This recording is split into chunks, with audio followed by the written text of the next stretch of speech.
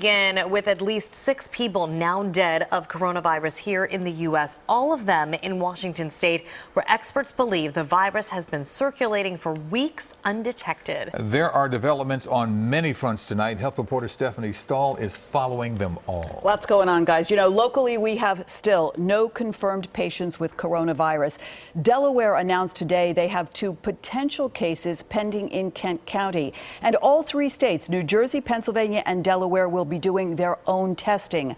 Nationally, the virus continues to spread and is now especially bad in Washington state.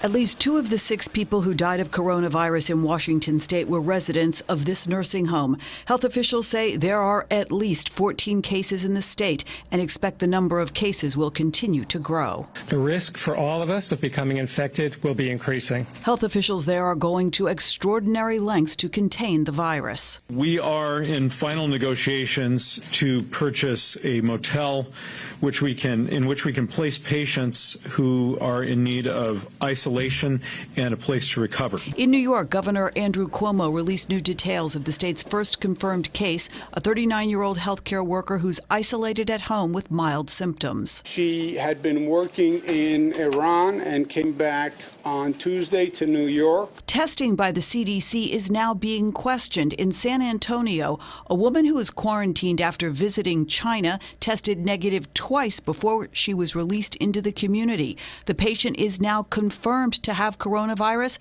and is back in isolation. As mayor of this city, I find it totally unacceptable that CDC would release a patient prior to receiving all test results and potentially expose the public to this harm. The CDC is defending its testing, saying the positive test only detected the dead virus, which is not transmissible.